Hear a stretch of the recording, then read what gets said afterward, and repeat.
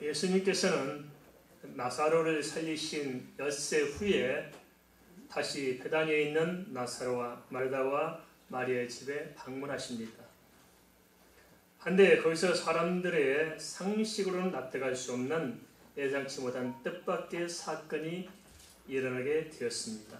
그래서 요한복음 12장 1절 3절은 이렇게 기록하고 있는데요. 같이 한번 살펴보겠습니다. 6월절 엿새 전에 예수께서 베다니에 이르시니 이곳은 예수께서 죽은 자 가운데서 살리신 나사로가 있는 곳이라. 거기서 예수를 위하여 잔치할새 마르다는 일을 하고 나사로는 예수와 함께 앉은 자 중에 있더라. 마리아는 지극히 비싼 향유 곧 순진한 나드 한 건을 가져다가 예수의 발에 붓고 자기 머리털로 그의 발을 닦으니 향유 냄새가 집에 가득하더라. 마리아가 나드 한 건을 가져다가 예수님의 발에 붓고 자기 머리털로 닦은 사건이 일어나게 되었습니다. 마태복음 26장 7절은 예수님의 머리에 부었다고 기록하고 있습니다. 그래서 전체적으로 아마 이렇게 윤곽을 살펴보면 그런 것 같습니다. 머리에 이렇게 옥합을 깨서 향유를 붓자 그 향유가 몸을 타고 흘러내리면서 발에까지 흘러왔겠죠. 옥합 한 병에 부었으니까. 그러자 마리아는 엎드려서 자기 머리털로 주님의 발을 닦으면서 눈물을 흘립니다. 감격스럽고 감사의 눈물을 흘리고 있는 것입니다. 우리 어떻습니까? 정말 주님께 감사해서 눈물을 흘려본 적이 있습니까? 주의 은혜가 감격스러워서 눈물을 뿌려본 적이 있습니까? 나드 한 근은 요한복음 12장 5절에 300데나리온이라고 기록하고 있는데요. 오늘날로 말하면 1년치 봉급인 셈입니다. 한 데나리온이 하루치 품삯이니까 쉬는 날 빼고 1년 내내 번 돈을 한순간에 이렇게 어떤 의미에서 날려버린 겁니다. 마리아에게 있어서 나드 한 근은 평생 모아온 결혼 자금일 수도 있었을 것입니다. 한데 이것을 한순간에 전부 예수님께 부어드린 것입니다. 여기에 대해서 마리아는 아무런 갖다붙다 언급이 없습니다. 우리가 이 정도 했으면 그래도 나는 이 정도 헌신한 삶이라고 좀 티를 낼 것입니다. 그러나 마리아는 전혀 생색내지 않습니다. 경우로 우리가 잘 알겠습니다만 진짜 주님을 위해서 헌신한 사람은 생색을 내지 않습니다. 묵묵히 주님 바라보며 일하기 때문에 생색 낼 것도 없고 자기가 주님에서 얼마나 큰 일을 하고 있는가도 그 자체도 관심이 없고 잘 모르는 겁니다. 그냥 어쩌다 좀 뭐 하고 생색내는 것들, 그것은 아직 진짜 참된 깊이를 몰라서 그럴 것입니다. 한데요, 대신에 성경은 주변 사람들이 마리아를 보고 가타부타한 그들에 대해서 우리에게 조명해주고 있습니다. 요한복음 12장 4절 6절은 이렇게 기록하고 있습니다. 제자 중 하나로서 예수를 잡아줄 가룟 유다가 말하되 이 향유를 어찌하여 300데나리온이나 팔아 가난한 자들에게 주지 아니하였느냐 하니 이렇게 말하면 가난한 자들을 생각함이 아니요 그는 도둑이라 돈결을 맞고 거기에 넣는 것을 훔쳐가매라. 참 보면 이렇게 진짜 말도 안 되는 소리잖아요. 보면 꼭 그렇습니다. 하나님 모르는 사람들은 명분을 그럴싸하게 제시해요. 가난한 사람들에게 팔아서 주면 얼마나 좋냐. 이게 무슨 짓이냐. 얼마나 명분이 좋습니까? 가난한 사람들이 한둘이냐. 가난한 사람 생각해야지. 이게 무슨 짓이냐. 맞는 말이잖아요. 근데 그것은 하나님과는 아무 관계없는 일입니다. 하나님 능력을 모르는 것이고 하나님 역사를 모르는 것이죠. 주의 일들은 그런 것 같습니다. 어떤 분들은 이렇게 주의 일에 대해서 이렇게 그런 식으로 접근하는 분도 있어요. 나도 죽겠는데 뭘 누굴 돕느냐. 그런 분들이 더 계십니다. 그죠? 내가 힘들어 죽겠는데 뭘 누굴 돕냐. 우리 교회가 힘든데 뭘 이렇게 선교하냐. 이렇게 말하시는 분도 있을 수 있으라 생각합니다. 그렇지만 그분들이 그렇게 해서 잘 먹고 잘 삽니까? 또 그건 아니에요. 또 그죠? 없는 중에도 주를 위해서 헌신하고 나아갈 때 하나님께서 역사하신 데 믿는 것입니다. 전 세계적으로 봐도 그렇지 않습니까? 기독교 국가들이 대체로 잘 살아요. 경제적으로 뭐 이렇게 중동 뭐 서기 부자 빼놓고는 전 세계적으로 기독교인들이 잘 살고, 한국에서 부자들의 60% 이상이 70% 가까이 하는 사람들이 대부분 크리스찬들이라고 이렇게 조사가 되어 있습니다. 물론 어떤 조사인지 정확한 것은 근거는 좀 제가 가지고 있지 않겠지만 대체로 그렇게 알려져 있습니다. 근데 가만히 상식적으로 생각해 봅시다. 10의 10을 가지고 사는 사람이 잘 살까요? 번 것을 11조 떼고 10의 9로 사는 사람이 잘 살까요? 상식적으로 생각해 보면 11조 하는 사람들이 못 살 것 같잖아요.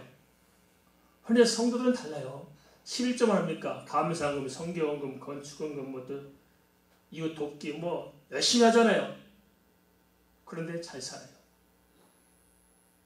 전 세계에서 선교사를 가장 많이 파송한 나라가 미국입니다. 전 세계에 가장 강력한 나라가 미국이죠. 인구 비례당 선교사 가장 많이 파송한 나라가 우리 대한민국입니다. 근데 대한민국의 경제가 막강합니다. 우리나라의 경제 성장하는 것은 정말 이건 도대체 주파로 튕겨서 이해가 안 됩니다. 그냥 우리는 남북으로 분단되어 있잖아요.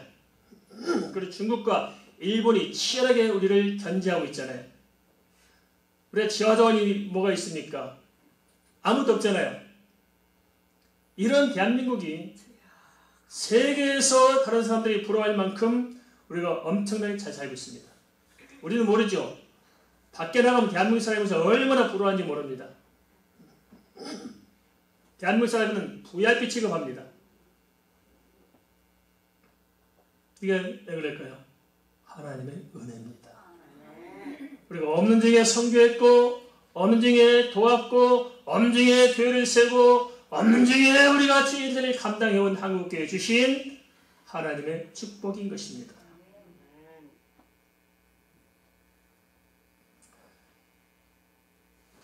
당시 팔레스타인에서 나디 양은 귀한 손님이 오면 발을 씻고 나서 발라주거나 장례를 치를 때 시신에 바르거나 또는 예식 때 귀하게 사용되었습니다. 이처럼 귀한 나디 한 옥합을 마리아는 한꺼번에 쏟아서 예수님께 부어드린 것입니다. 마태복음 26장 8절은 이것을 지켜본 모든 제자들이 붕괴했다고 기록하고 있습니다. 그리고 요한복음 12장 4절은 유다에게 집중하고 있습니다. 마리아는 주님께 옥합을 깨뜨렸는데 그것을 지켜본 제자들은 오히려 붕괴합니다. 우리가 이걸 참 깊게 좀 여겨볼 필요가 있습니다. 이 제자들은 가장 예수님께 가까이 있는 자들이지 않습니까? 유다는 예수님의 측근이지 않습니까? 근데 정작으로 예수님께 가까이 있는 자들은 그것을 보고 붕괴하고 전혀 다른 생각을 품고 있습니다. 그래서 그들은 이상한 명분을 제시하고 그 뒤에 숨어서 자기들의 욕심을 챙기려고 하고 있습니다. 우리가 깊게 생각해야 됩니다. 한국교회를 망친 사람들 사실상 그래서 유명하다, 잘났다 하는 대단한 분들이 사실 망치잖아요. 교회도 잘못하면 그렇습니다. 새로운 새가족에서 교회가 문제가 생기지 않아요. 어느 교회든 간에 중직자이다, 번임 목사이다, 오래 지냈던 사람들에 의해서 항상 교회가 문제가 생겨요. 왜 그럴까요? 주 앞에 가까이 있지만 주의 은혜로 채우지 못하고 건너지 못하면 항상 이 꼴이 예정되어 있는 것입니다. 제자들이 그런 거거든요. 유다가 그런 거고. 가장 가까이 주님께 있지만 주님 알아요? 몰라요? 몰라요. 건너지 않은 것입니다. 근데 모든 사람들은 그가 주님의 제자니까 대단한 사람들을 알지만 실상은 주님을 모르는 거예요. 그래서 문제를 일으킵니다.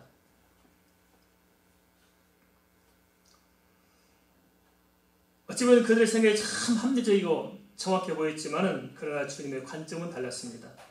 요한복음 12장 4절에서 유다를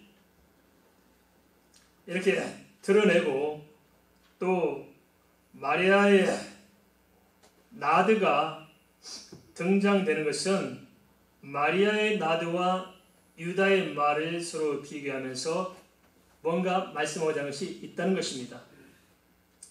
유다는 나디양의 가치는 알았지만은 예수님이 누구신지 알았어요? 몰랐어요? 몰랐어요.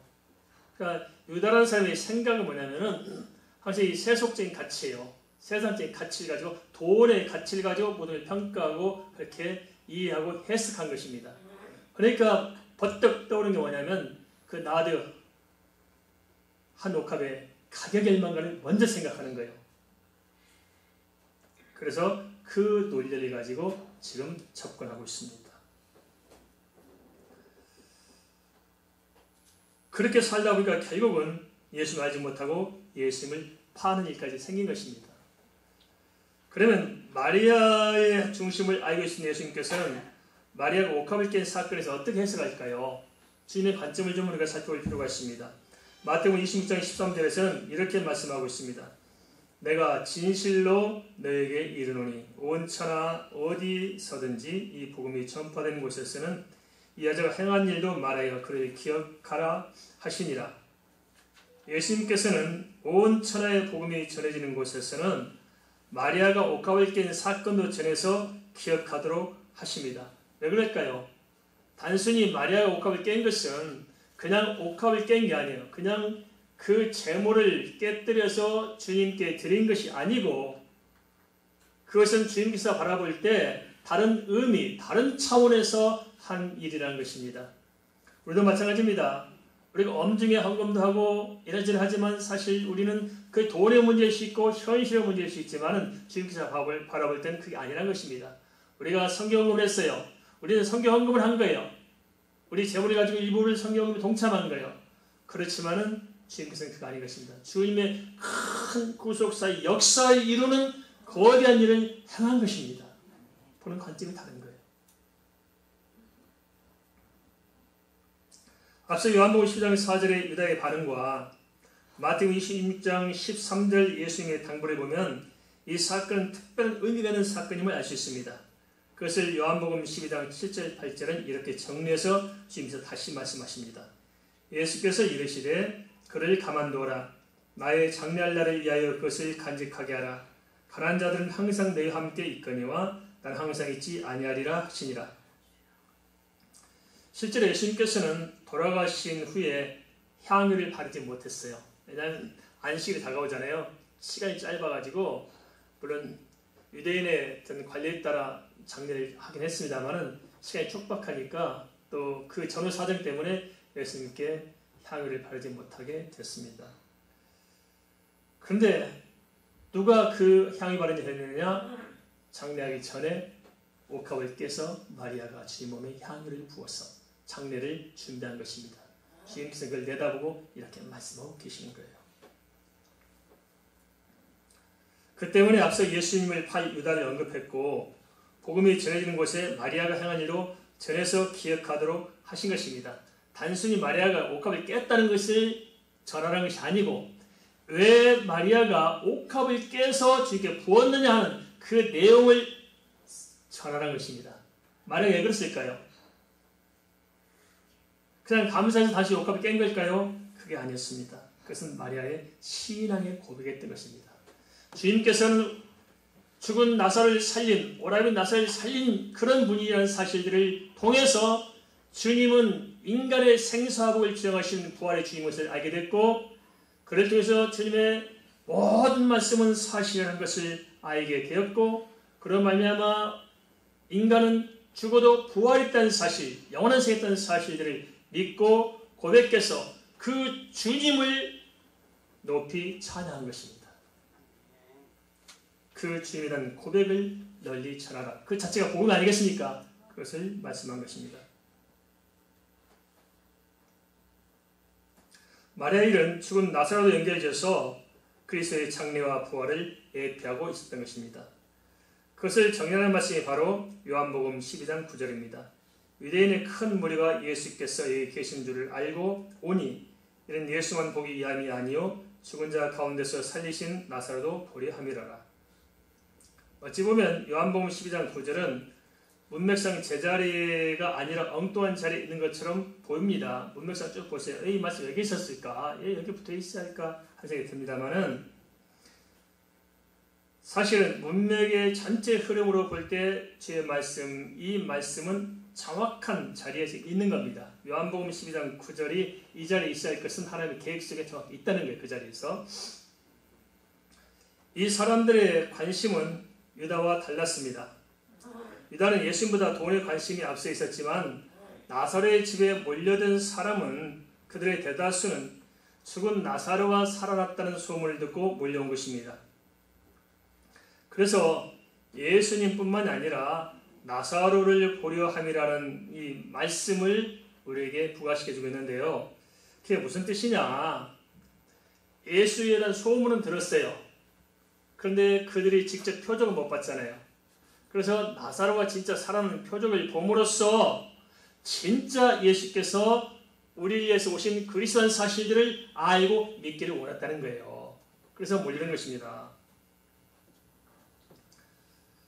그 사실의 한가운데 누가 있었느냐? 바로 마리아의 옥합이 있었다는 것입니다. 그래서 죽은 나사로를 살리신 과거적 사건과 또 마리아의 옥합을 통해서 미래에 되어질 사건들, 장례를 치르시고 부활 승천하실 그리스도를 같은 자리에서 생각하도록 만든 것입니다.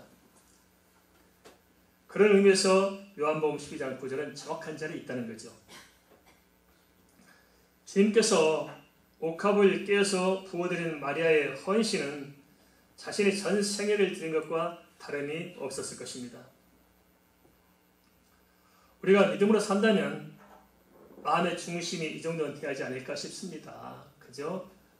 한 달에 좀 걸치고 조금 이렇게 생생되는 그런 크리스찬이 아니라 정말 내 생애를 온전히 주님께 드리시는 그런 결단이 필요하지 않을까요?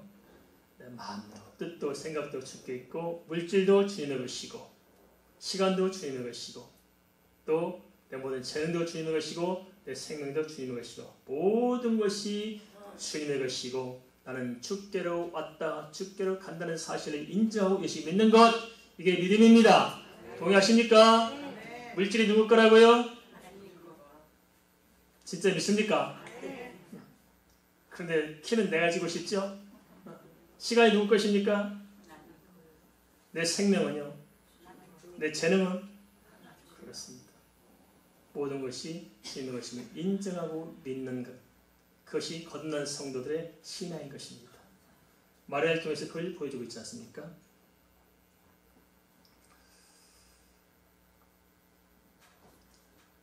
그렇지만 오늘 성경 본문이 말씀하고자 하는 것은 그 진리는 뭐냐? 옥합을 깨뜨린 데 있지 않고 그보다 더 큰 본질적인 곳에 있다는 것입니다. 그럼 그것이 뭐냐? 옥합 사건은 나사로의 집을 배경으로 두 가지를 말씀하고 있다는 것입니다. 하나는 뭐냐? 하나님 편에서 말씀하고 있는 하나님 편에서. 하나님께서 뭘 말씀하시냐? 하나님께서 나사로를 살리신 예수 그리스도를 계시해 주심으로 말미암아서 예수께서 누구신가? 나사로의 표적을 통해서 그를 살리신 예수 그리스도가 누구신가를 하나님께서 당시 시대 사람들에게 또 우리에게 말씀하고 있다는 것입니다. 그 주님은 그리스도시요 하나님의 아들이라는 사실들을 성경이 말하고자 한다는 것입니다. 그걸 보라는 거예요. 또 하나 인간 편에서 마리아를 통해서 예수님께서 우리를 향해 오신 하나님께서 계시한 말씀 그대로 우리의 대속자요 또 우리의 부활의 주인이시요 우리의 모든 생사복을 주관하시는 우리의 그리스도라는 사실을 우리로 하여금 마리아의 옥합 사건을 통해서 고백하도록 한다는 것입니다. 마리아가 옥합을 깨뜨린 것은 단순히 옥합 문제가 아닙니다. 1년치 재산을 바친 것이 아니고 그 속에 감춰진 더 큰 것은 뭐냐면 주님의 그 말씀대로 된다는 사실을 믿고 고백하는 신앙 고백이 크다는 거예요. 그게 중요한 것입니다. 신앙 고백이 큰 거예요. 똑같은 사건을 우리는 아브라함을 통해서 봅니다. 아브라함이 아들 이삭을 바쳐야 했잖아요. 근데 사실 하나님께서 아브라함 이삭을 바치는 것 자체에 목적이 있지 않았어요. 뭡니까? 그 사건을 통해서 하나님이 누구신가를 계시하잖아요.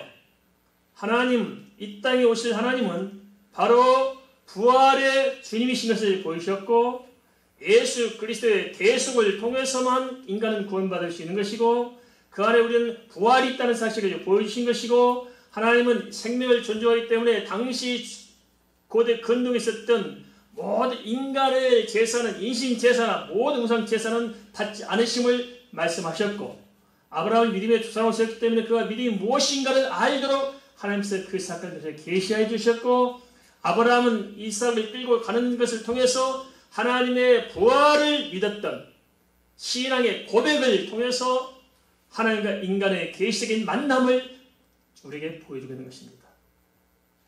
목갑 사건도 똑같아요. 하나님께서 하신 말씀을 하신 것이고 인간의 신앙 고백을 요구할 때 어떤 신앙이 제대로 된 신앙인가 그 고백이 무엇이어야 되는가 하는 것을 서로 함께 견주어 보여줌으로 말미암아서 하나님과 인간의 만남을 우리에게 제시해주고 있다는 것입니다.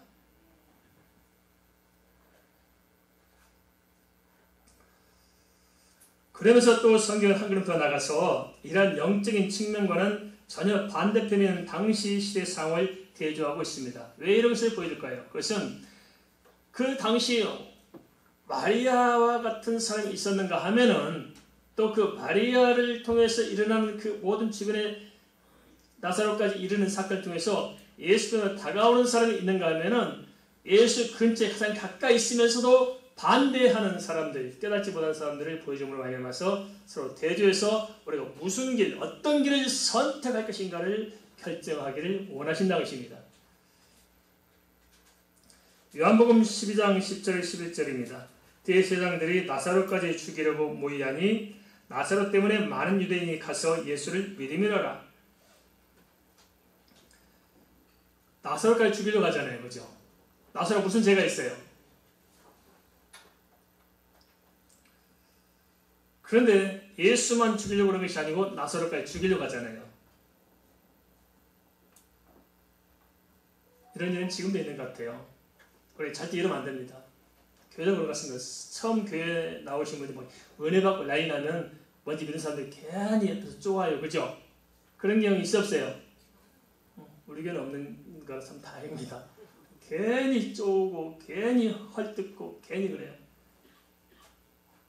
주일도 그런 것 같습니다. 옆에 교회가 부흥되면 좋은 일이에요? 나쁜 일이에요? 좋아하잖아요. 옆에 교회가 부흥돼.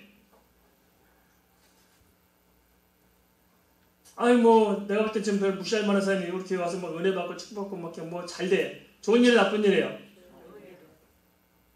아 누가 막 그냥 줄을 서면 일 잘하고 정말 대단하게 막 하나님 위해서 막 그냥 뭐 헌신을 일을 잘해요. 축하해줘야 돼요? 시비해야 돼요? 그건 아니더라고요. 아니에요. 그 참 희한하죠.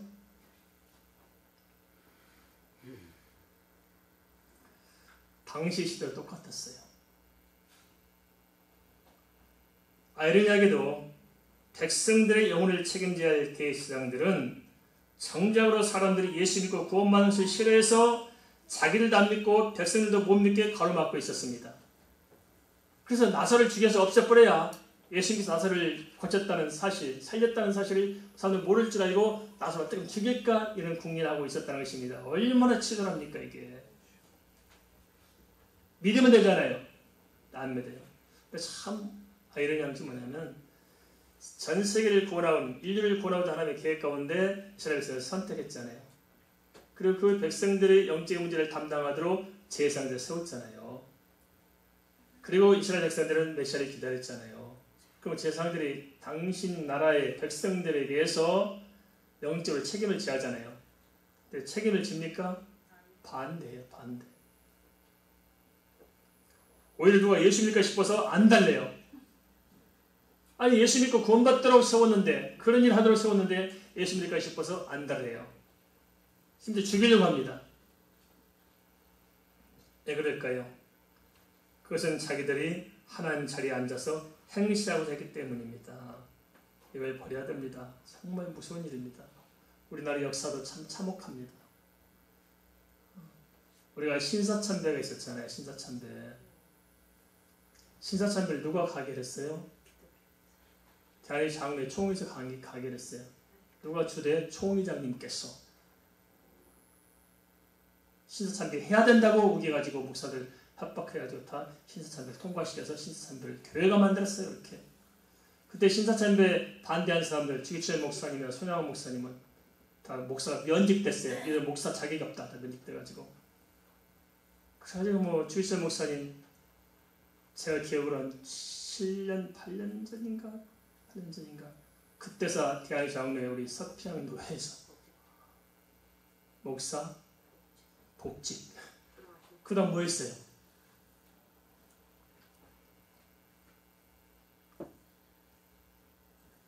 지금도 가고 보면 이런 일이 비일비재해요. 보세요. 종교 통합을 해요. 열심히 하잖아요. 종교 통합합시다. 열심히 해요. 그러면 종교 통합하는 것이 하나님께 영광이 될까 안 될까요? 사람을 구원하는 데 도움이 될까 안 될까요? 근데 누가 그 일을 하고 있어요? 교계에서 그래도 이름께 알려진 분들이 하잖아요. 열심히 해요.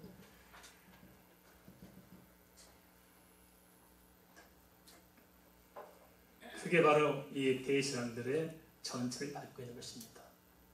조심해야 됩니다. 성녀로 시작했다가 육신으로 망쳐서는 안 됩니다. 이건 정말 심각한 문제입니다. 좀 시간이 좀 지나더라도 좀 이렇게 하나 말씀을 드리는 게 괜찮다 싶습니다. 좀 양해를 구합니다. 대강고등학교가 있어요. 기독교 고등학교입니다. 우리 박대문 총장님께서 그 학교를 나오셨어요. 참 좋은 학교입니다. 그래서 그 학교는 전부 다 채플 시간에 채플도 하고 다 해야 되는데 그 학교 학생회장이 채플을 반대했습니다. 왜 채플을 하느냐 하지 말자고 끝까지 우리가 반대했는데 그 채플을 없애자고 반대하는 그 학생회장 누가 도왔냐면 그 학교에 파송됐던 교목이 목사님께서 그 학생 편을 들었습니다. 그래서 채플을 없애자고. 목사님께서 채플을 하자고 해야겠어요? 하지 말자고 해야겠어요? 근데 그 목사님께서 나서가지고 채플을 하지 말자고 그랬어요. 그래가지고 그렇게 돼가지고 목사님도 면직되고 나왔습니다. 목사님도. 그 목사님이 교회를 개척했어요. 언제 보니까 그 목사님이 자기 교회식 한 20명 되는가요? 끌고 서울에 있는 모 절간에 갔어요. 주일날인데 저리 가서 뭐 하냐면 한국 기독교가 불교에게 큰 죄를 저질렀으니까 회개하는 의미로 이렇게 예배한다면서 쭉 써가지고 1000번 절하는 거 있죠? 1000배. 그래서 그 교회식을 쭉 써가지고 목사 주시에 딱 써가지고 부처 앞에 불상 앞에 1000번을 절을 해요. 그것이 주일 예배였습니다. 멋있죠? 우리가 다음 주에 할까요? 얼마나 멋있어요. 얼마나 통이 커요. 그런데 언론은 뭐라 하냐면은 이 시대도 이런 목사가 있다. 다 목사, 형편없는 목사들과 편협하기 짝이 없는데 이렇게 이 시대에 감동을 주는 목사도 있구나. 칭찬이 대단해요. 그게 하나님의 영광을 위한 겁니까? 자기 영광을 위한 겁니까? 조심해야 돼요. 옥합 사건을 놓고 사람은 자기 영광을 생각해요. 자기 이속을 생각하고 그래서 자기 이속, 자기 영광 가지고 마리아를 판단하고 앉아있고 자기 영광, 자기 이속, 자기 권위, 자기 자리, 자기 권세를 지키고자 예수님을 죽이려고 모의하고 예수님을 살리신 나사로를 또 죽이려고 그래요. 주님께서 살리려고 하는데 그들에게 죽이려고 합니까? 이거 웃기잖아요. 영혼을 살려야 맞습니까? 죽여야 맞습니까? 죽어가는 사람을 살리려고 해야 돼요? 죽이려고 해야 돼요? 살리지는 못할 망정 죽이지는 말아야 하잖아요. 죽여요. 이게 참 영적인 문제입니다. 원래도 비싸잖아요. 우리 교회가 영혼을 죽이는 게 얼마나 많습니까? 죽여버려요. 신화를 잘못 가르쳐가지고 엉망진창으로 만들어가지고 뭐 절간이나 교회나 뭐 다를 바 없이 똑같아요. 변화가 없어요. 이건 아닙니다. 이건 아니잖아요. 좀 생각해갖고 좀 하나님 말씀에 비춰보고 좀 믿어야지. 이건 아니잖아요.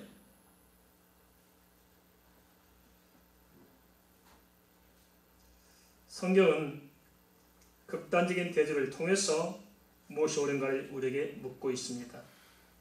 우리가 마리아처럼 옥합을 깰 수는 없을지라도 옥합을 깨고도 황송해서 머리털로 주님의 발을 닦던 그 믿음의 깊이가 무엇인지, 진정 이 시대에 주님이 우리 앞에 어떤 분인지, 또 그 주님 앞에 내 믿음의 고백의 정체가 무엇인지는 우리가 살펴야 하지 않겠습니까?